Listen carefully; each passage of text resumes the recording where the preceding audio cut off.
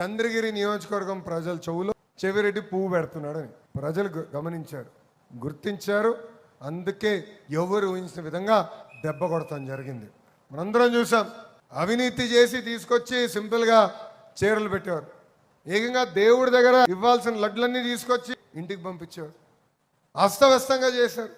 మద్యం కుంభకోణంలో 600 కోట్ల రూపాయలు చోలో పువ్వు పెట్టే చెవిరెడ్డి కొట్టేశాడు స్వామి. కూతుర్ని ఇచ్చిన మామకి మీ నాన్నగారు వెన్నుపోటు పొడిచి ఆ పార్టీని లాక్కుంటే మీకు ఒక సెక్రటరీగా కూడా పార్టీలో అర్హత లేని మీరు ఈరోజు వర్కింగ్ ప్రెసిడెంట్గా మీరు ఎన్నికయ్యారంటే ఎన్టీఆర్ పార్టీకి కూడా ఒక మచ్చని చెప్పి కూడా ఈరోజు ఇక్కడ మీ అందరి ద్వారా తెలియజేస్తున్నాను.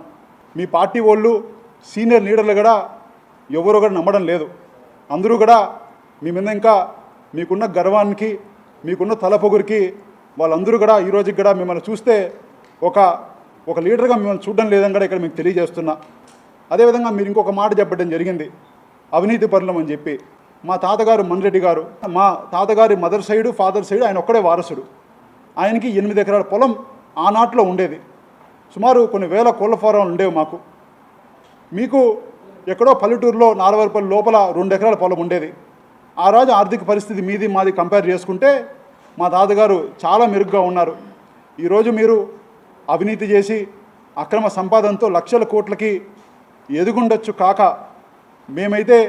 మేము సంపాదించిన ప్రతి రూపాయిలో 70 నుంచి 80% గత 15 ఏళ్ళగా మేము ప్రజలకి ఏదో ఒక కార్యక్రమంలో మంచి చేసే కార్యక్రమం చేస్తున్నాం.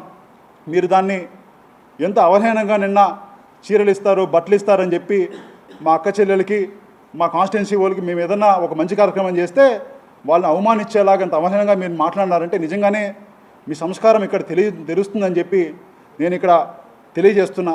కూడా భగవంతుడు అంటే ఒక భక్తే కాదు, భయంతో బతికే వాళ్ళం మేము. ఒక చిన్న కాంట్రాక్ట్ కూడా మేము ఈరోజు టీటీడీలో ఈరోజు వరకు చేయలేదు. మీకు భగవంతుడు అంటే భక్తి భయం రెండూ లేవనిగా మాకు తెలుసు.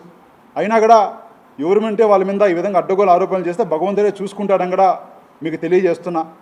నేను కాణిపాకంకి రేపే రావడానికి సిద్ధం. నేను ప్రమాణం చేస్తాను, లిక్కర్లో కానీ ఇంకొక దాంట్లో కానీ మాకు అవినీతి కానీ ఉందంటే భగవంతుడి సంబంధంలో మేము శాశ్వతంగా రాజకీయాలు విడిచిపెడతాం. మీ చిల్లర పాలిటిక్స్కి మేము ఎందుకు మీకు స్పందించి కూడా మా హుందాతనం ఎందుకు పోగొట్టుకోవడం ఏ రోజు స్పందించలా. మీరు చేసిన తప్పులన్నీ కూడా ప్రజల్లోకి వెళ్తున్నాయి.